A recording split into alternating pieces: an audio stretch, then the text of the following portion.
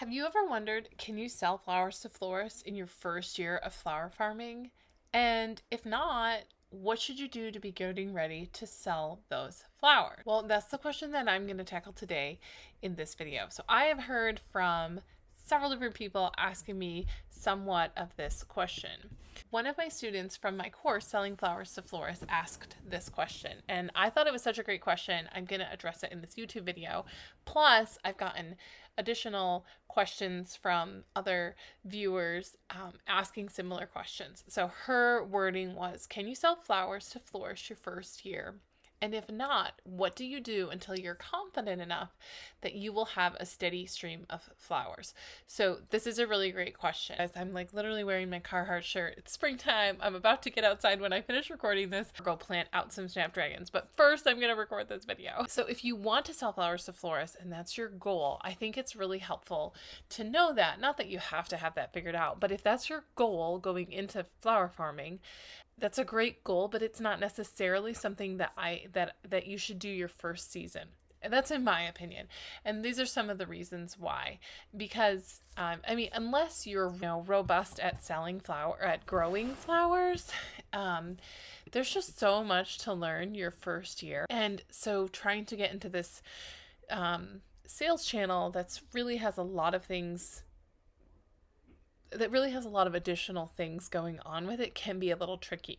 So in your first season, you're trying to learn how to grow flowers, learn how to succession plant, marketing, emailing, networking, how to harvest, flower quality. Should you have infrastructure? Do you have infrastructure like a cooler or perennials, or what should you do? The list could literally go on and on and on. I do not recommend selling flowers to florists your very first year.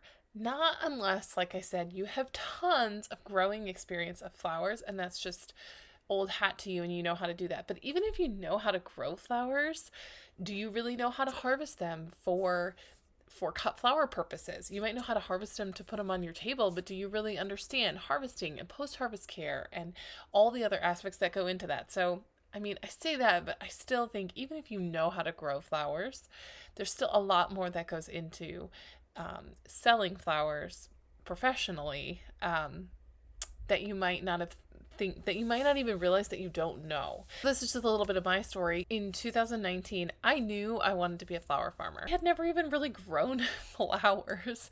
So the first thing I did in 2019 was I took a gardening course, a cut flower gardening course from Lori Hernandez from 3 Acre Farm, who lives 3 miles from me and who's wonderful. And she had this little course about growing a backyard cutting garden. So it was not a farming course. It was just how to grow flowers. Like, I didn't even know how to grow flowers. And the course was great and taught me a lot about growing a cut flower garden. So in 2019, I implemented those steps and grew flowers. And I was amazed at how many flowers I could grow. It was so fun. So I did not sell them. I didn't try to sell. I didn't want to sell them. I just wanted to have a year of growing cut flowers. And that was really great. And it was fun. And I had tons and tons of flowers. So then in 2020, I grew flowers more strategically in order to sell them. And what I did was a vegetable farmer from my church offered to sell bouquets at a farmer's market that he had gone to for, 15 or 20 years. He'd gone and sold vegetables there for years and years and years. And so I made bouquets twice a week. He went to, even more than 2 farmers markets, but I brought him to go to 2 of his farmers markets. I brought them to his house and he took them from his house the night before. I brought him the night before and then he took them to sell them at the farmer's. That was a place to start. I couldn't really go to farmers markets. I had 3 itty bitty children at the time and it just didn't work with our schedule for me to go to a farmer's market. But if you could actually go to a farmer's market, I think that's a great place to start selling flowers, because you don't have to have anything. Like, you don't have to know what you're going to have ahead of time. You could just, it can change. And if you don't actually have flowers, you don't have to go and sell them. That's not strategically like the best thing for keeping up your, marketing skills at the farmer's market, but there's nobody there that is depending on your flowers for an event or for an order that they've pre-ordered or anything like that. So it's very low stress, but you can still learn to grow the flowers and have a way to sell them. So I think that's a great way to do it. Roadside stands, also another great way to start out. I did a few like pop-up roadside stands throughout the years. I didn't really enjoy them for a couple reasons, but I have done a little bit of that, and they sold some. But it was a good way to do it. You have a lot of flowers, you can just have a little roadside stand. So that can be a great thing to do. Hi, welcome back. New day, still hot and sweaty. Drinking my coffee. It's 2:00. I was interrupted with some children that day, but here I am back for the rest of it. Okay, so in 2021, I took Lisa Mason Ziegler's course, the Basics Flower Farming course from the Gardener's Workshop. So that was the winner of like 2020 to 2021. So in the summer of 2021 was the very first year that I sold to Florists. So that was my second year of flower farming, my third year of growing, because in 2019 I had that year of where I took that home gardener's course and learned how to grow cut flowers. And then that course really kind of gave me the courage to walk into my first florist shop and be like, okay, I actually can do this. And so I sold to only 3 florists in 2021. And I very specifically chose to only sell to 3 florists. And even throughout the season, I thought, oh, I think I could sell to more. Like, I feel like now I could go to more florists, which was a good feeling to have. But I specifically intentionally didn't, because I wanted to start at the beginning of the season and not just jump in halfway and different things. And I'm really glad that I did. But it gave me really good courage, and it really helped me learn about pricing and communicating and consistency and availability and all that kind of stuff. And I still sell to all 3 of those shops today, and I have great relationships with them. So back to the question from my student, what can you do to prepare to sell to florists if that's your goal? So I would say learning to succession plant, which there's all kinds of information about there, but Lisa Mason Ziegler talks a lot about succession planting, which if you don't know she's from the Gardener's Workshop. She has 20 years of flower farming experience, and she has tons of free resources, several podcasts and different things, and she also sells courses. So if you don't know her, she's a great resource. I love her. And then you can learn to have a consistent supply of flowers, which is what succession planting will help you with, right? So what's not good is if you have sunflowers for 3 weeks and then you don't have them for 2 weeks, and then you have them again for 5 weeks, and then you don't have them for 3 weeks, and then you have them again, right? And so if you have a consistent supply of flowers, that is really going to help you sell flowers to florists. Or just like, I had flowers for 4 weeks and now I have nothing for 2, and I'll be back whenever I have them again. That's not going to be good. You don't want that. So learning to have a consistent supply of flowers, every week, all season. And I don't mean like you're going to have peonies in the fall. Obviously there are certain perennials and different flowers that are seasonal, but learning to succession plant if you're able to. And then trying to understand availability or predicting your flowers. So you can start learning this in year 1. You can also think about pricing. You can sign up and get a free Rooted account as a buyer and understand what are people buying in your area, what are local farms charging. And so you're not a seller, you're a buyer, which, like I said, that's a free account. You can get a wholesale account of a local wholesaler and see what they charge. So you can just have an understanding of pricing. So you're learning this industry sort of. You can learn how to bunch flowers and learning the industry standards, what to grow for florists, how to harvest for florists, what kind of infrastructure do you need? Do you need a cooler? And if you don't have a cooler, how are you going to store flowers so that you can sell them at the highest level? And then learning how to communicate. So these are all things that you need to know. So if this list feels overwhelming to you, you're not alone. It was really overwhelming to me as well. So just know that you're not alone, but you can do it, and you can do it scared. I did it. I was shaking in my boots going to my first florist, but that's also why I created a course specifically to take you step by step through this process as well. So it has over 6 hours of video instruction, and it covers all of these topics and more. And I'll guide you through each step I have already had over 30 students take this course, and it's been so helpful to so many of them. This is what one of them said. This course was really helpful for me. From the beginning of my farm, I wanted to only sell to florists. I just didn't know if this was a viable option. I really appreciated how Ruth Ann provided very specific examples and didn't say things like, be sure to be consistent, but instead provided pictures and things to mentally check off, such as, are the flowers the same level of readiness? Are they the same height, etc.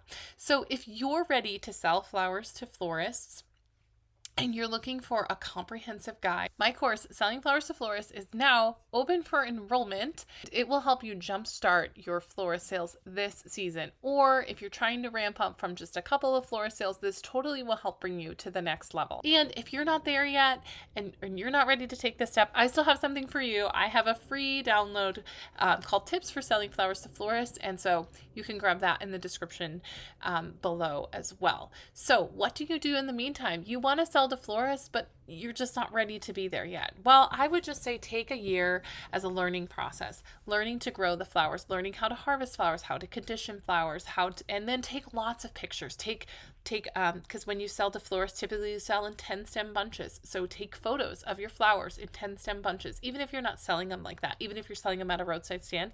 Before you make your bouquets, take a photo of a 10 stem bunch of your sunflowers or your snapdragons. And where can you sell them? I would sell them. Farmers markets really are a great place to sell flowers. Even if it's not something you want to do long term, it can give you like traffic. You could do a roadside stand and different things like that. Something that is low commitment and you don't have to like, oh, I have to have flowers or I have to have these specific colors or different things. I think that's a great way to start. And then the next year, focusing on just selling to just a couple of florists, 2 to 3 florists, because what you're doing is you're learning how to do it and you're focusing all your effort on just 2 or 3 customers. And what that is going to do is it's going to, like, you're really going to dive deep into these relationships, or that's what you should be doing, and thinking, how can I create trust? What can I do to serve them? How can I communicate with them better? And asking them for feedback is really key too. So that can be, even you could even approach the shop like that. Hey, this is my first year. I'm only going to sell to 2 or 3 florists, and I'd really like you to be one of them. And I'd really love it if you could partner with me and give me feedback and help me be better. And that would really be valuable to me. You find the right florist, they will eat that up. They will love it. They will help you. Most of them want local flowers. And so they will probably be willing to invest into you, or somebody will be. And I didn't say that to mine, but that's definitely what mine were to me. They really helped me, and they still do. Because remember, selling flowers to a florist is about cultivating a relationship with them. It's about communicating with them. It's about building trust with them. Trust that you're consistent, that you have consistent quality, that you're going to have flowers, that you have good flowers. Now it's like the lean farming principles of push versus pull. You want to create the pull, right? Like, the florists are pulling for you. You're not like pushing to sell your flowers. And that's what's happening to me now. Do you have this? Can I get this? I'm at the point where I have to tell florists I can't take on new florists. I have too many customers. And that's a great feeling that I'm getting orders in. I just was dealing with some emails just before I hopped on this about they wanted orders, for different things. And I'm like, okay, like the season's barely starting. Like, I'm trying. And that the florist that I was communicating with is one of the first florists I started with 5 years ago. And so one interesting thing is that in my first year of selling to these 3 florists, I would say that the average sale was about $100 to $150 per florist per week. And then the next year, those same 3 florists pretty much doubled their order. So they were ordering between $2 and $250 from me every week. Like, and it didn't like continue to double and double and double every year. That's not quite how it works, but it shows that they were kind of testing me out, right? They're trying me. They're okay, like that was good, I'll get it again. And then the next year they were like, oh yeah, this girl, she's got good stuff. And even the one florist, I can remember specifically her telling me in like my first delivery of my second season, or maybe it was my second delivery, she just looked at my feverfew and she was like, I just want you to know these are so great. Like, The stem length is great. They're all stripped. They're all the same. They're super high quality. There's no damage on them. She's like, these are so great. And I was like, oh, okay, like, thank you. But and they are looking for that. They're looking for that quality. They want these relationships, and they're probably going to be there for you in the long haul. So one note about Rooted Farmers. I talk a lot about Rooted Farmers. I use Rooted Farmers as my availability. That's the other thing you need to learn, how to get availability and send out emails. So I use Rooted Farmer for availability, but you cannot use them in your, if you have never grown flowers and you have never sold wholesale, you have to apply to become a seller. You have to apply to become a farmer, and they will not accept you if you've never grown flowers and you've never sold wholesale. I want their platform to be known as having farmers that you can trust and having quality that you can trust. Now, obviously they can't vet everything, but having some experience and selling to florists gives you some credibility, right? So in the meantime, you can use email or different things to push out your availability. But one thing you can do is get a Rooted account as a buyer, and it's free to be a buyer. You don't have to pay anything, and then that will actually give you an idea about pricing in your local area. You can have connections with local farms, and it can just give you an idea about how the platform works. And so I think that can be really helpful to people, and I've been talking in my private Facebook group about this, and I was getting some emails from a farmer about how helpful that was. So just know that that's an option. You can have a Rooted wholesale account. You don't have to buy anything.